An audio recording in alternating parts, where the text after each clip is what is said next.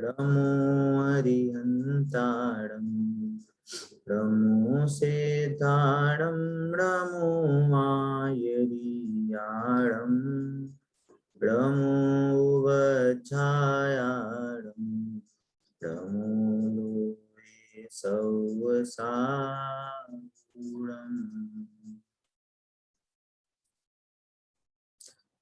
अभी हमारा चैप्टर चल रहा है देव दर्शन, है ना। देव दर्शन विधि भी कह सकते हैं हम, कि हमें देव दर्शन कैसे करना चाहिए, है ना।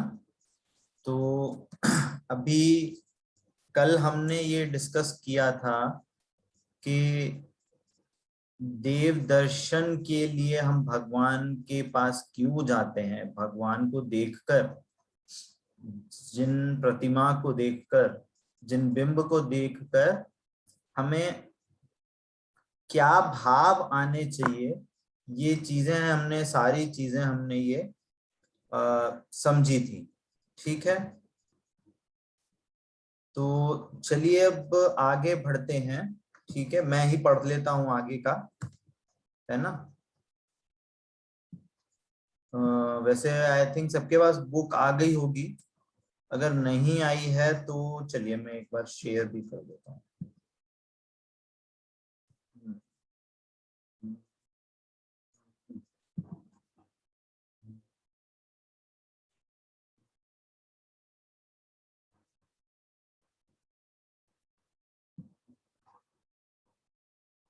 कहाँ गया ये?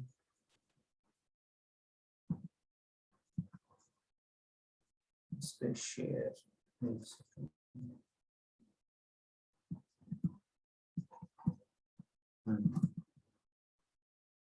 ठीक है, सभी को दिख रहा है? हाँ भैया दिख रहा है।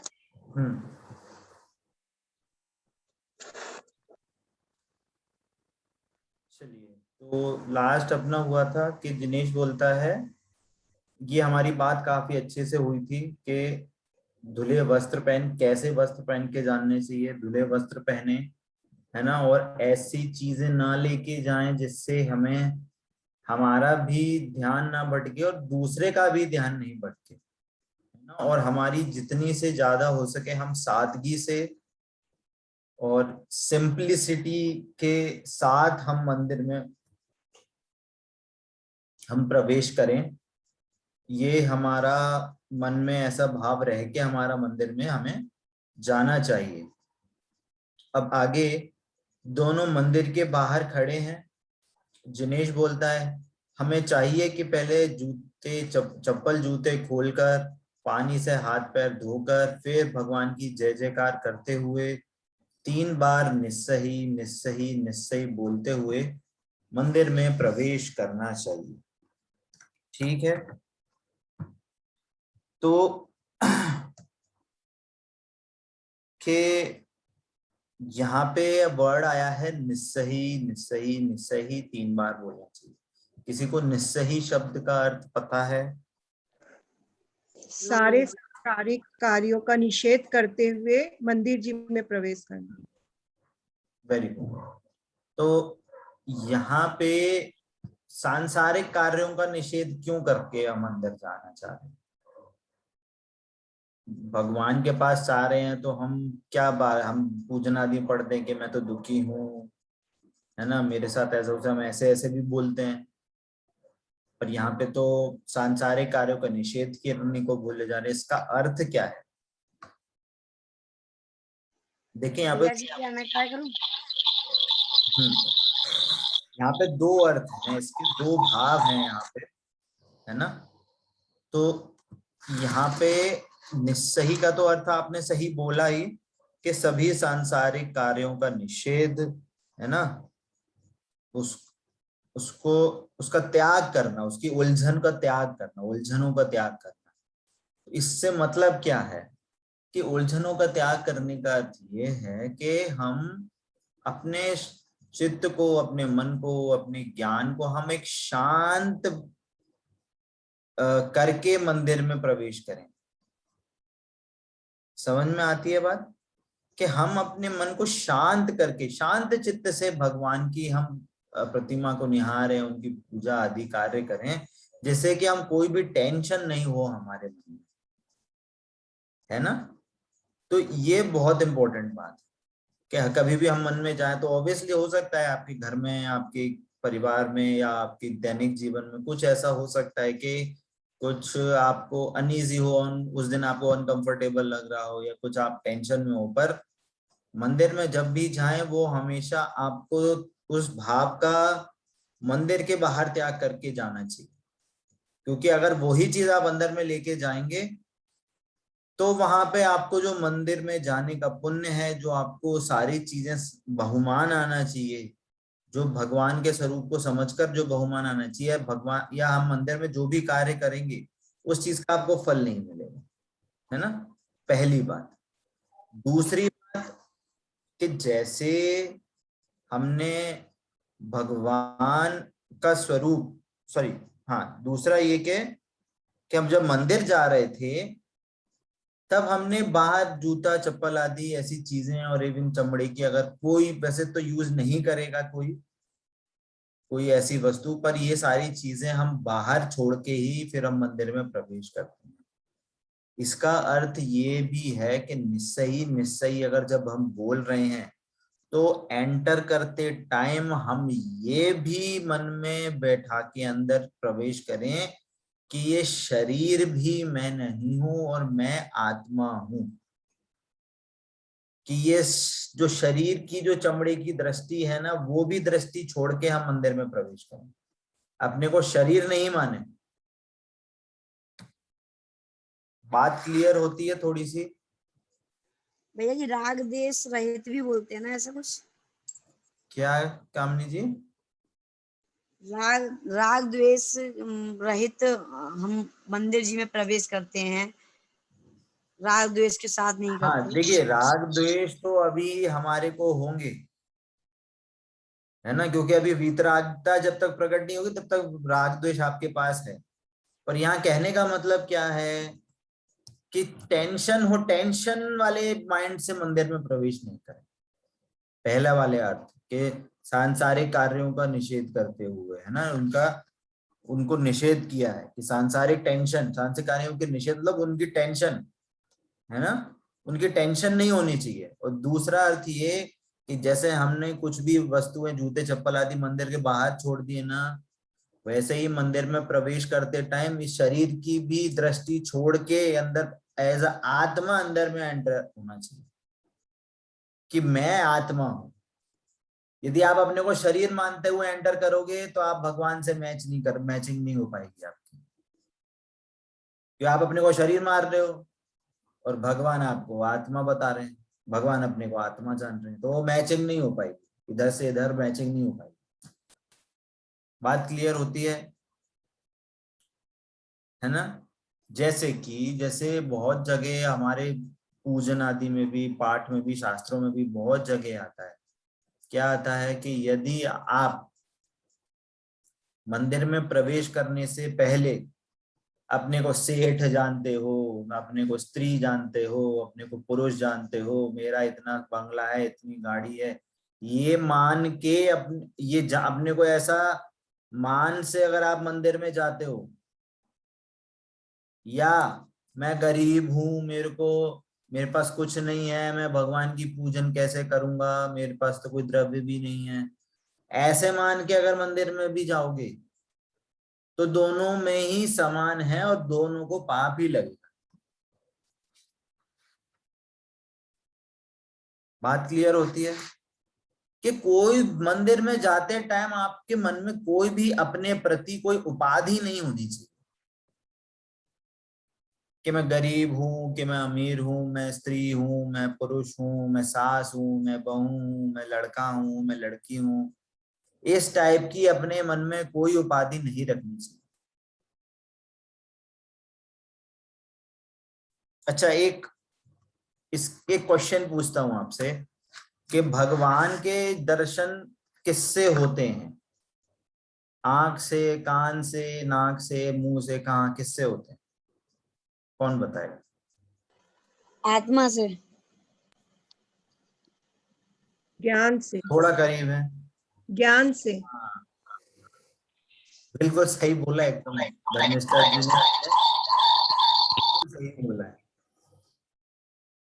क्या बोला? आंख से दर्शन नहीं होते,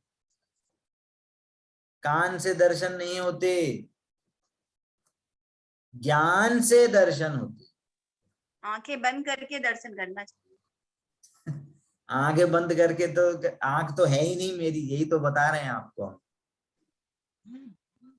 आंख से तो भगवान को देखो, बंद करके नहीं। बंद तब करो जब आप ध्यान कर रहे हो। वो कहने में आता है आंखें बंद करके, पर वो जब ध्यान होता है तब आंखें बंद करें। जब भगवान को निहारना है तो भगवान को तो आंख से देखना पड़ेगा। और हम ये कह रहे हैं कि हम आंख से भी नहीं देखते, ज्ञान से देखते हैं।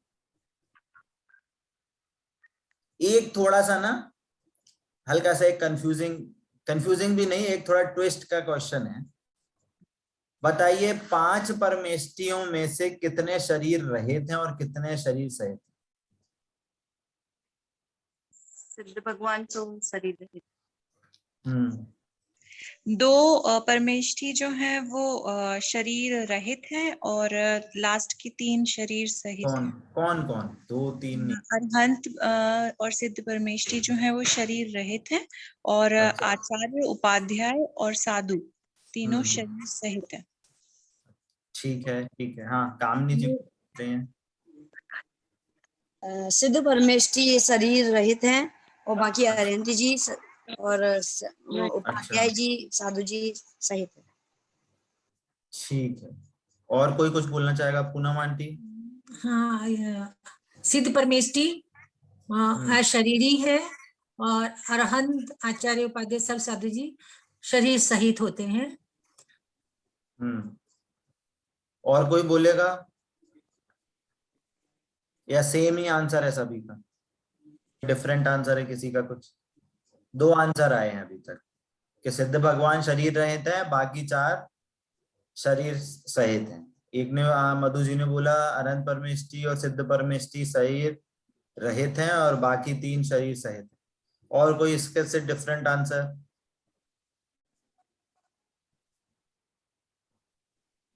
अच्छा जी, इसके ऊपर एक क्वेश्चन और, हमारी आत्मा शरीर रहित है, शरीर सहित है? शरीर रहित। आत्मा तो शरीर रहित है आत्मा। रहित हैं? रहित है हमारी आत्मा। अच्छा, हमारी आत्मा शरीर रहित है? नहीं शरीर तो शरीर सहित है हमारी आत्मा तो। अच्छा, हम कहाँ किसी ने रहित शरीर हो रहित गए, भी हम तो बोला था अभी। नहीं हम तो सहित क्योंकि और सिद्ध भगवान है अनंत शरीर भगवान रहित, लेकिन हमको मानना शरीर रहित है। क्या क्या?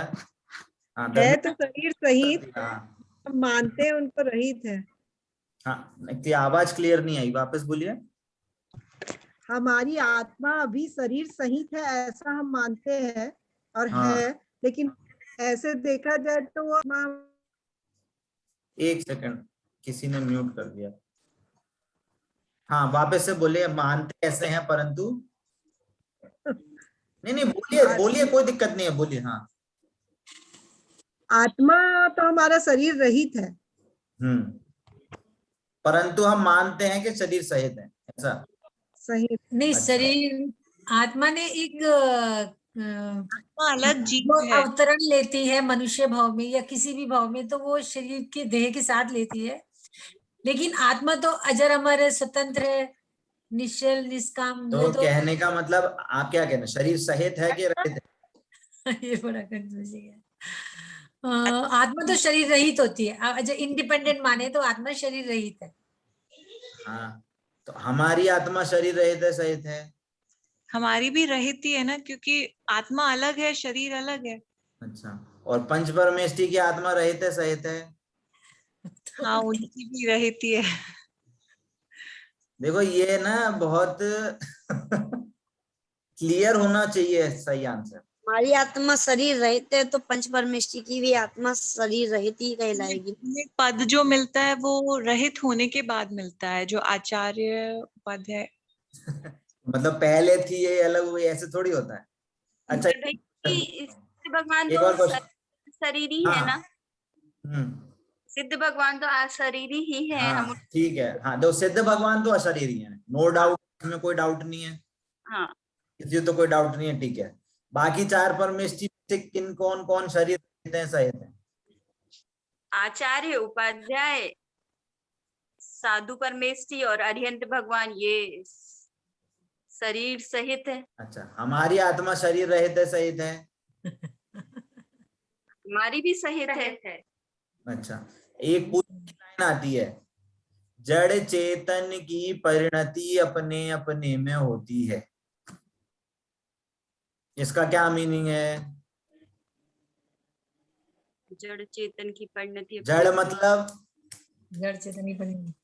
देह, चेतन मतलब आत्मा, आत्मा परिणति पर- अपने अपने में होती है। अपने अपने दो अलग शरीर अलग। रहित है, सहित है। अच्छा, अब आपको बहुत एक सिंपल सा उत्तर देता हूं, आपको बहुत जल्दी क्लियर हो जाएगा। देखो, किसी के घर में चीनी का डिब्बा है, अभी नॉर्मली बात कर रहे हैं, है ना?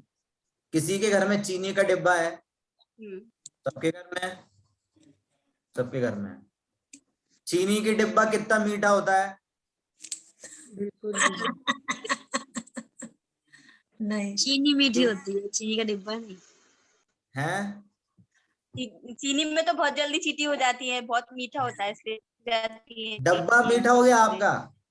नहीं, नहीं नहीं, चीनी मीठी चीनी है। मीठी होती है। अच्छा, डिब्बा में नहीं। हाँ, घी के डब्बे कितना चिकना होता है? वो तो हाथ स्लिप हो जाता है अगर ढंग से नहीं पकड़ो। घी से चिकना होता है, डिब्बा चिकना नहीं होता। सही है। डिब्बा तो स्टील का होता है। हाँ, वे अब देखना, अभी घी का डिब्बा क्यों बोल रहे हैं? अब बात समझ, मतलब बात समझ में आ रही है? एक है चीनी, एक है डिब्बा। अच्छा, एक डिब्बा खाली पड़ा हो तो उसको चीनी का डिब्बा बोलेंगे क्या? नहीं क्यों बोलेंगे? खाली डिब्बा बोलेंगे उसे। अच्छा, खाली डिब्बा में चीनी लिखा है तो उसको चीनी का डिब्बा बोलेंगे क्या? और खाली है वो, तो भी नहीं बोलेंगे उसे चीनी हाँ। का। एक एक एक, एक और एग्जांपल देता हूँ। क्या, वो एक पैकेट आता है, किसका? उसका चाय का पैकेट आता है ना? रेड लेबल, अब सब लोग अलग अलग ब्रांड यूज करते हो, है ना? चाय का डिब्बा आता है, उसमें लिखा रहता है चाय। चाय बनाने जाते हो तो कितना पैकेट डालते हो चाय? 1 चम्मच डालते हैं पैकेट। पैकेट। कॉफी का पैकेट आता है तो कितना पैकेट डालते हो कॉफी का? नहीं, पैकेट नहीं डालते, उसके अंदर से कॉफी निकाल के डालते हैं। देखो, हमको पता है, भेद विज्ञान करना आता है ऑलरेडी।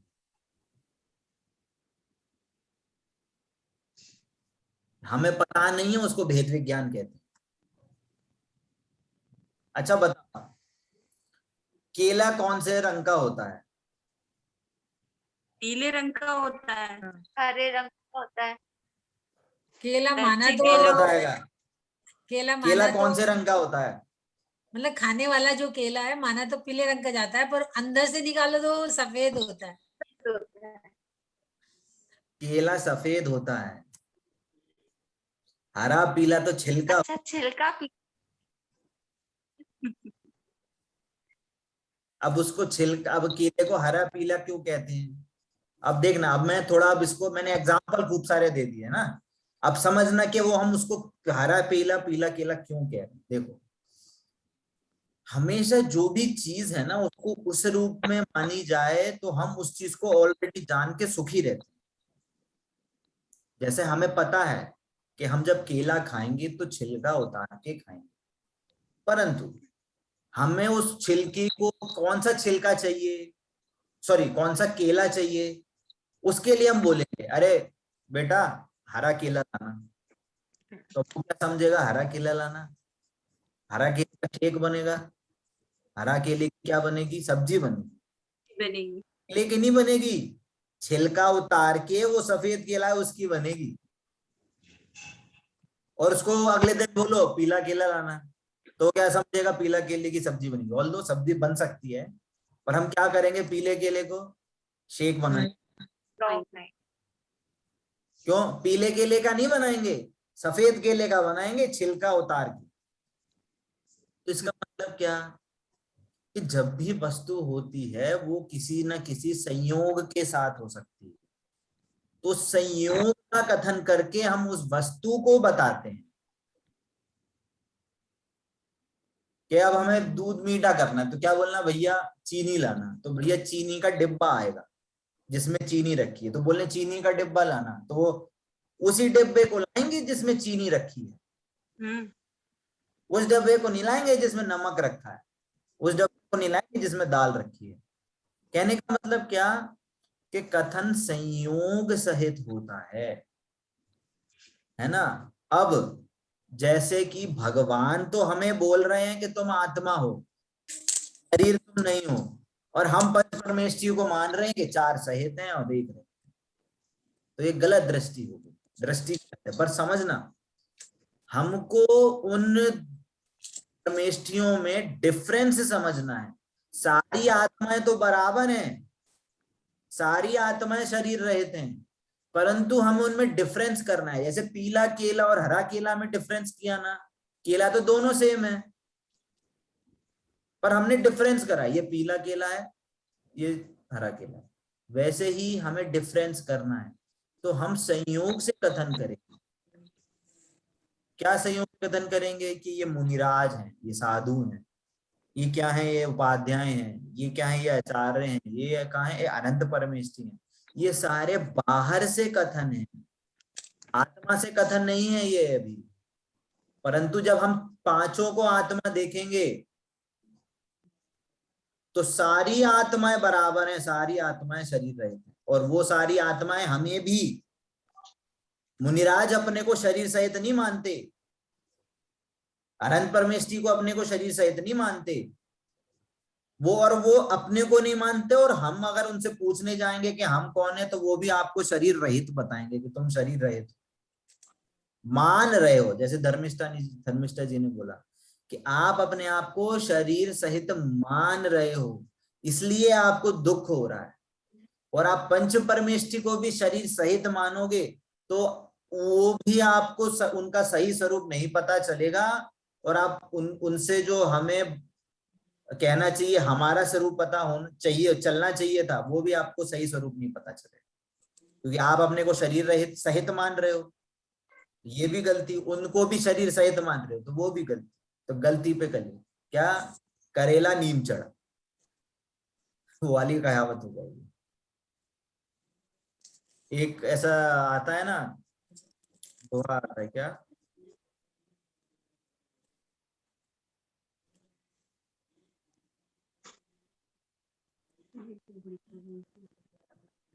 अरहंत सिद्ध आचार्य पाठक साधु हैं परमेष्ठीपण, ये आत्मा की अवस्थाएं हैं, परंतु आत्मा ही है शरण। ये सब आत्मा की अवस्थाएं हैं, पीला केला हरा केला की तरह ये आत्मा की अवस्थाएं हैं। पर आत्मा कैसी है, आत्मा शरीर रहित ही है। ये हमें सिर्फ मात्र जानना है अपने को, और यही हमें भगवान बता रहे हैं। बात क्लियर होती है? जी क्लियर है। ये हुआ भगवान का दर्शन करना, भगवान को जानना। जैसे हमने स्टार्ट, इससे पहले भी, इससे थोड़े से पहले एक और चीज का क्वेश्चन पूछा था कि हम किससे जानते हैं, आंख कान से नहीं जानते, हम ज्ञान से जानते हैं। ज्ञान आपका कहीं और लगाओ, किसी और चीज को जान रहा हो, अरे वो गैस चूल्ही छोड़ दी कि नहीं छोड़ दी, अरे वो डब्बा बंद करा के नहीं करा, अरे वो नहीं हो रहा दर्शन आपके, भले ही आप अर्घ चढ़ा रहे हो, हाथ जोड़ के खड़े हो, विधान चल रहा हो, कुछ भी चल रहा हो, ज्ञान में क्या चल रहा है, तो दर्शन नहीं हो रहे। और ज्ञान भगवान को देख रहा है, अरे भगवान ऐसे, अरे अनंत गुणों के धनी हैं, अनंत चतुष्टय से धनी है, सर्वज्ञ हैं, वीतरागी हैं, अनंत सुखी हैं। वो भी पहले मेरे जैसे थे, शेर की पर्याय में उन्होंने सम्यक दर्शन लिया, हाथी की पर्याय में सम्यक दर्शन लिया, फिर हम मनुष्य गति में आके मुनि धर्म अंगीकार करके उन्होंने आत्मा का आश्रय लेके वे सिद्ध भगवान हो गए। मेरे को भी ऐसा होना है। ये वास्तव में आपने नमस्कार किया, वो भगवान का स्वरूप ख्याल में आना चाहिए। ठीक है, चलिए आगे बढ़ते हैं। भैया आपने ये दुआ बोला था ना, आर्यन सिद्ध आचार्य उपाध्याय साधु ये हैं आत्मा की शरण। साधु है परमेष्ठिपण, ये आत्मा की अवस्थाएं, आत्मा ही है शरण, ये सब आत्मा की अवस्थाएं। देखो इसको ना सिंपल भाषा में कहें तो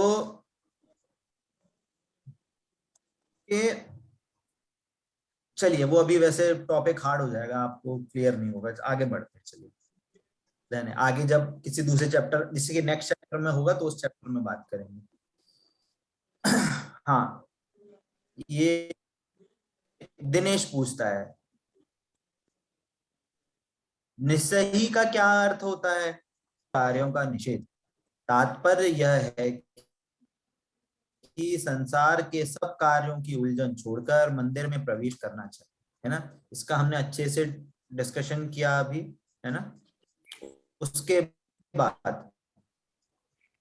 बाद भगवान की वेदी के सामने ओम जय जय जय नमोस्तु नमोस्तु नमोस्तु नमो अरहंताणम आदि नमोकार मंत्र एवं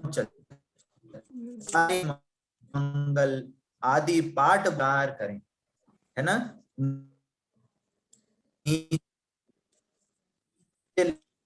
लिखा है फुटनोट,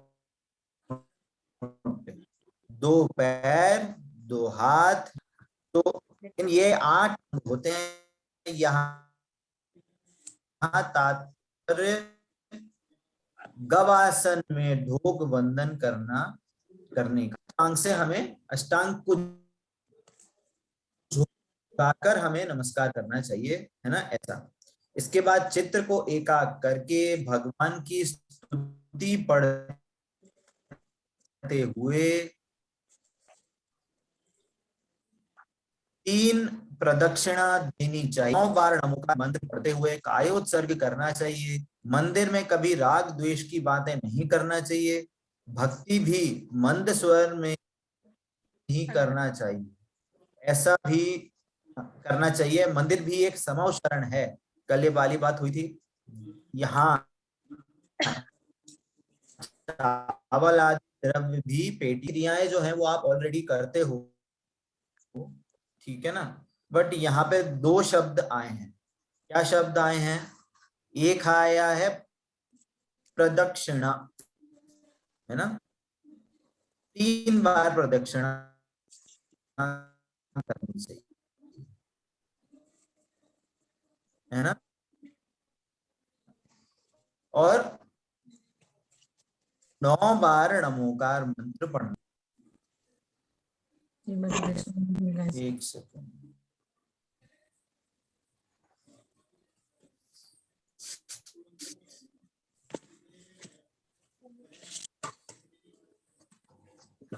ठीक है। चलिए मैं जो हम जिस नोट से पढ़ाते हैं वो मैं आपको दिखाता हूँ। देखिए, एक तो यहाँ पे वर्ड आया है कायोत्सर्ग, दिख रहा है? कायोत्सर्ग किसे कहते हैं? है ना, दिख रहा है सभी को? आपकी आवाज नहीं आ रही आज क्लियर। हाँ भैया, थोड़ा अटक अटक के आ रहा है। एक्चुअली सब लोगों के ना माइक ओपन है, तो सब लोग म्यूट कर लें अपना, है ना। जब बात होती है तो उसके बाद आप म्यूट कर लें तो क्लियर आवाज आ जाएगी। अब आ रही है क्लियर? ठीक है। काय उत्सर्ग किसे कहते हैं, है ना? काय प्लस उत्सर्ग, काय अर्थात शरीर और उत्सर्ग मतलब ममत्व का त्याग। जब हमने भगवान की प्रदक्षिणा दी तो हमने कायोत्सर्ग किया, है ना? तो कायोत्सर्ग किया इसका अर्थ ये है कि हम भगवान के सामने शरीर के ममत्व का त्याग करते हैं और अपने मन को आत्मा परमात्मा के चिंतन में लगाना कायोत्सर्ग। जैसे हमने स्टार्टिंग में भी कहा ना कि जब हम प्रवेश करते हैं मंदिर जी में तो हम अपने आप को आत्मा मान के शरीर में प्रवेश करें, और जब भी हम भगवान का चिंतन करें तो भगवान के चिंतन के साथ जैसा भगवान का स्वरूप है वैसा ही हम अपना भी स्वरूप उनसे मैचिंग करें।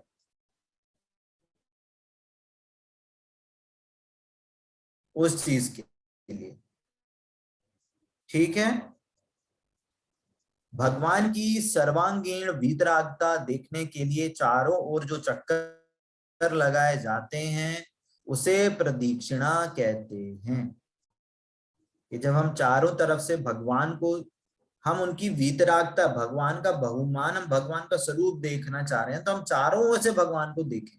जैसे समो शरण में क्या होता है, समो शरण में एक शरीर तो भगवान का, भगवान तो एक ही है, परंतु भगवान का जो मुख है वो चारों ओर से भगवान ऐसे लगते हैं कि वो उस दिशा में बैठे। यदि आप उत्तर दिशा से देख रहे हो तो ऐसा लगेगा भगवान हमारे सामने, दक्षिण दिशा से देख रहे हो तो ऐसा लगेगा कि भगवान हमारे सामने मुंह करके।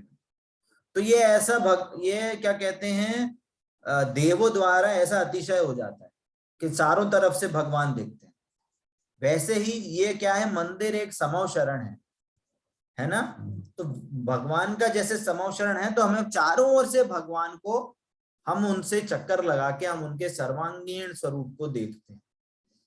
प्रकृष्ट रूप से दक्ष रहते हुए, सावधान रहते हुए आत्मलाभ के लिए की जाने वाली क्रिया प्रदक्षिणा है। उसे परिक्रमा भी कहते हैं। परि अर्थात सब ओर से, चारों ओर से, क्रमा अर्थात घूमना, अर्थात भगवान को चारों ओर से चक्कर लगाना परिक्रमा है। ठीक है। एक और, इसके आगे एक और क्वेश्चन लेंगे कि तीन प्रदक्षिणा क्यों लगाई जाती है? तो इसके बहुत सारे आंसर हैं, चाहें तो आप इसको आप नोट भी कर सकते हैं। ठीक है। कि पहली बात तो तीन संख्या है वो बहुवचन के लिए प्रयोग होती है, बहुवचन का सूचक है ना? एक वचन, दो वचन और बहुवचन, तो तीन वचन का मतलब है बहुवचन, तो वो उसका सूचक है। तो तीन प्रदक्षिणा अर्थात हम अनेक बार लगाना हमारा है, मंतव्य हमारा तीन बार, अनेक बार लगाने का है, पर हम तीन बार लगा रहे हैं, अर्थात तीन बार लगाने का अर्थ अनेक बार लगाना होता है। ठीक है, एक अर्थ तो ये हुआ। दूसरा कि मन वचन कायी की एकाग्रता पूर्वक प्रदक्षिणा की सूचक तीन संख्या है। क्या मन वचन काय को एकाग्र करके हम भगवान की प्रदक्षिणा कर रहे हैं, इसलिए हम तीन बार, इसका तीन ये भी होता है। कृत कारित अनुमोदना की सूचक यह संख्या, ये नया वर्ड है आपको, है ना? इसका अर्थ है आपको कृत कारित अनुमोदना का अर्थ समझ में आता है? हाँ पूनम आंटी जी। और कोई बोलना चाहे? करत मतलब करना, कारित मतलब करवाना, और अनुमोदना मतलब किसी ने कोई कार्य किया उसकी अनुमोदना करना, उसको सपोर्ट करना, मतलब हाँ ठीक है, ओके है ये। कृत कारित अनुमोदना, कोई भी कार्य करता है कोई। कृत होता है कि स्वयं कृत, ये कृत नहीं है, कृत है, कृत। कृत कृत मतलब स्वयं से करना, है कृत ना? कारित अनुमोदना। हाँ, तो जैसे मान लीजिए कि हमने स्वयं ने पूजन करी, तो वो स्वयं ने काम किया है, तो वो हुआ कृत।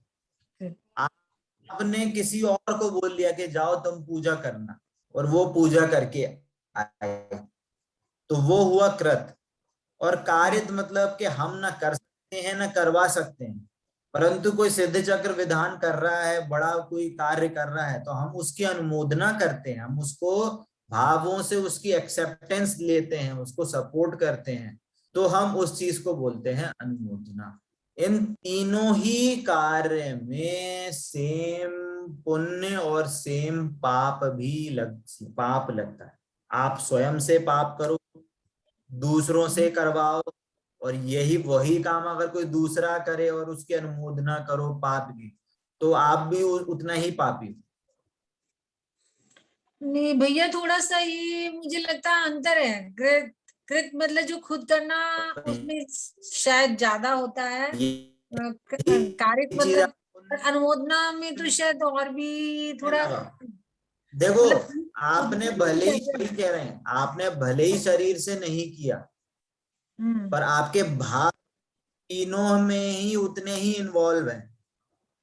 तो भाव अगर जितने इन्वॉल्व हैं उतने ही आपको बंद होता है, भाव आपके जितने इन्वॉल्व हैं उतना ही पुण्य होता है। तीनों में भाव सेम सेम फॉर्म में इन्वॉल्व होते हैं। अच्छा बताओ, जैसे कभी भी जैसे इंडिया में कोई वो होता है, कोई ब्लास्ट हुआ या कुछ ऐसे टेररिस्ट अटैक होता है, ठीक है, तो दो टाइप के लोग होते हैं। एक तो होता है वो खुद टेररिस्ट या कोई वो व्यक्ति जो जिसने बम फोड़ा या अटैक करा। एक होता है कौन सा व्यक्ति, जिसको हम बोलते हैं मास्टर माइंड, जिसने पूरी प्लानिंग करी। तो ये बताओ, दोनों अगर पकड़े गए, एक जो जिसने अटैक किया और एक जो मास्टरमाइंड था, बताओ दोनों को सेम सजा होगी, अलग अलग सजा होगी? ये लॉ ऑफ वो ये नहीं पता भैया, कानून में क्या है। सेम सजा होगी उसकी, मास्टरमाइंड की भी होती है और करने वाले की भी होती है।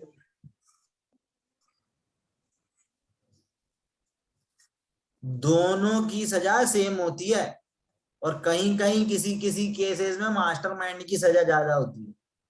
अच्छा।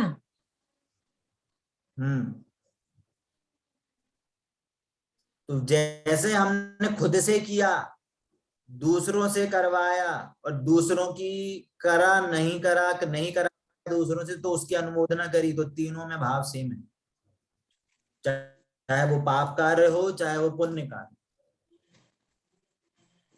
है ना। तो कभी भी जैसे कभी होता है ना,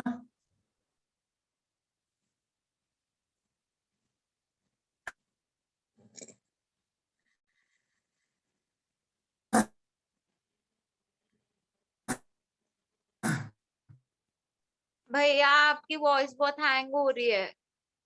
हम पिक्चर देखने गए, जैसे पुराने भैया जी आपकी वॉइस नहीं आ रही है। एक सजेस्ट है कि आप सभी अपनी वीडियो ऑफ कर लें, तो शायद हमें इस आवाज क्लियर सुनाई देगी। चलने दीजिए, मेरा हो सकता है कोई इंटरनेट का इशू रहे, है ना। ठीक है, आपको आ जाएगी थोड़े टाइम में इंटरनेट। तो हाँ, क्या बोल रहा था मैं, कि पुराने टाइम में ऐसी मूवी आती थी क्या, कि विलेन ने वो हीरोइन को पकड़ के ले गया, अब हीरो आया, हीरो पिट रहा है, तो क्या बोलेंगे, अरे यार हीरो पिट रहा है, अरे क्या हो गया। और हमारी नानी थी, नानी जब, पर नानी को मजे कब आते थे, जब हीरो विलेन को पीटता था, पीटो नाच मिटा, इसने हीरोइन को पकड़ लिया, इसको उठा ले गया ऐसे ऐसे बोलती थी। तो अगर आप वही काम कर रहे हो ना, तो आप बैठे बैठे, जो भले ही देखो हीरो तो एक्टिंग कर रहा है, जैसे उसने डिशुम डिशुम करी, तो क्या वो बगल से ऐसे हाथ मुंह निकल गया, और वो दिखा देते हैं उसको, इतनी जोर से लगी, वो उधर छिल गया, इधर वो फट गया, ये हो गया, वो तो एक्टिंग हो रही हो, तो असली में मार नहीं रहा। पर आप उसको ऐसे भाव कर रहे हो, पिट जा, ये इसने इसको मार दिया, इसको ऐसे ही होना चाहिए। आपने वहां बैठे बैठे उसको पीटने की अनुमोदना कर दी, और ऐसे ही मतलब वैसे ही भाव करती है जैसे आप वो असली में पिट रहा हो, आप उसको असली में मार। ये होता है कृत कारित अनुमोदन।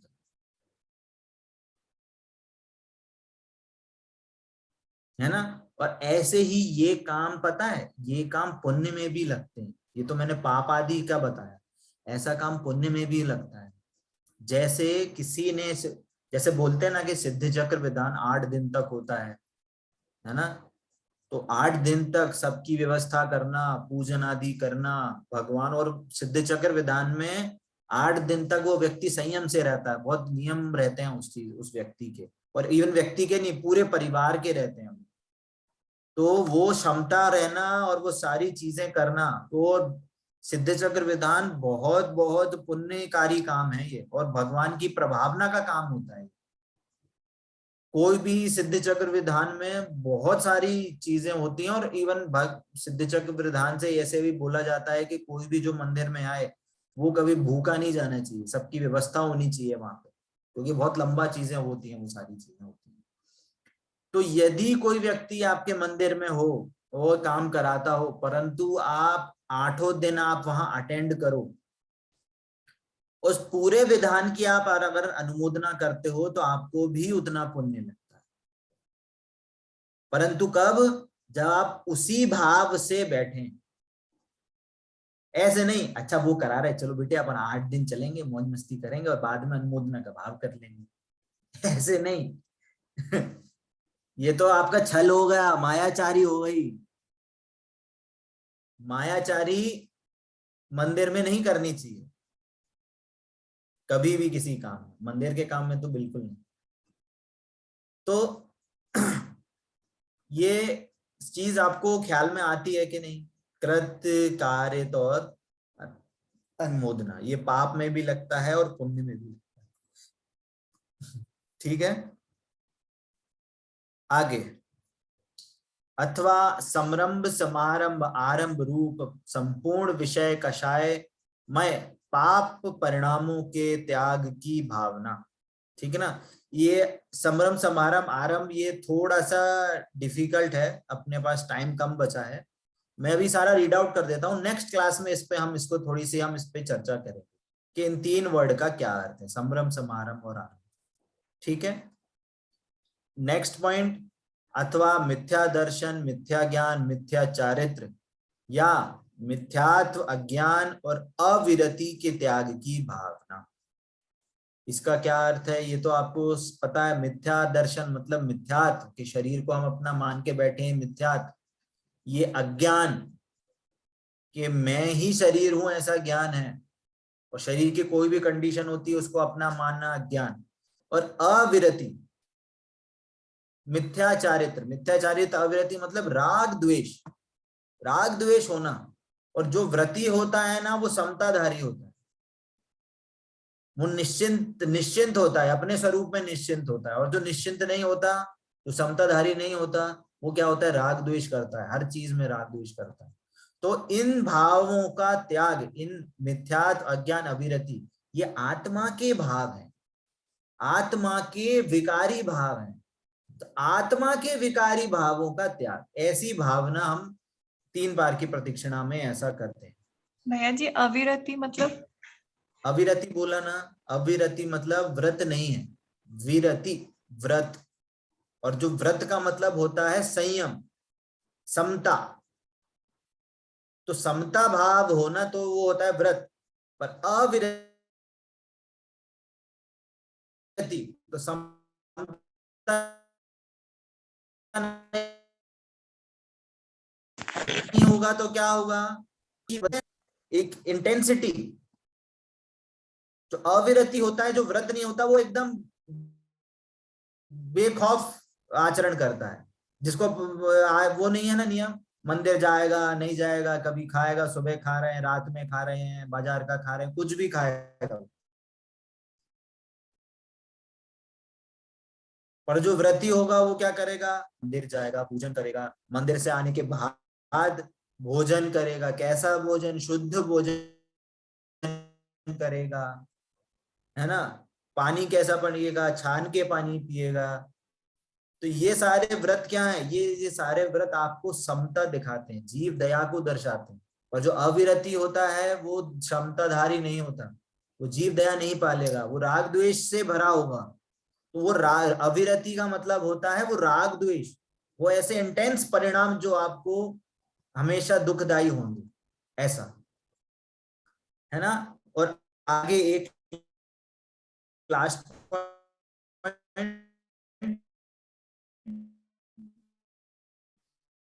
अथवा सम्यक दर्शन, नास्ति से कथन और अस्ति से कथन क्या हुआ कि सम्यक दर्शन, सम्यक ज्ञान,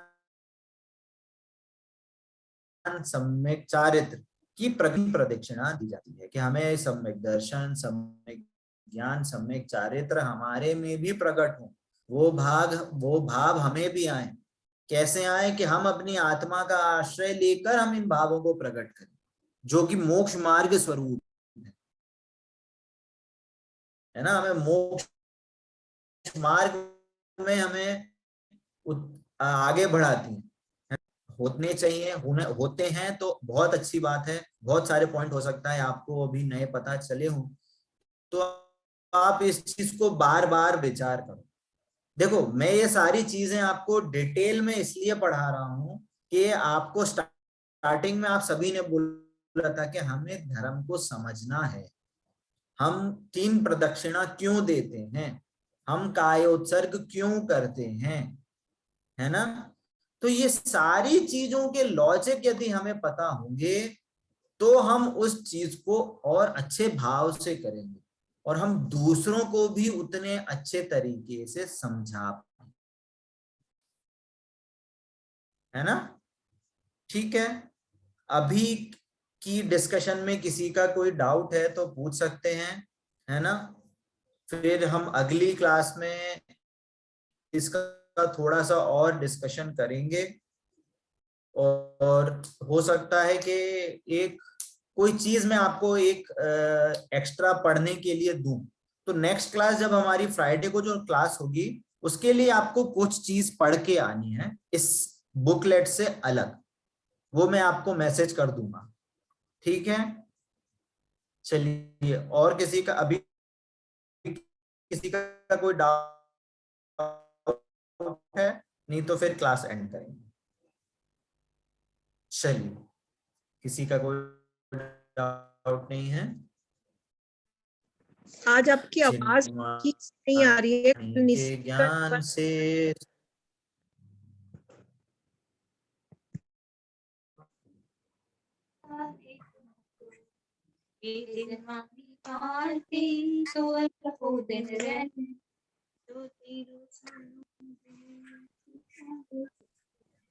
जय हो, अहिंसामय जैन धर्म की जय हो, जय हो, जय हो। जय जिनेन्द्र सभी को। जय हिंद।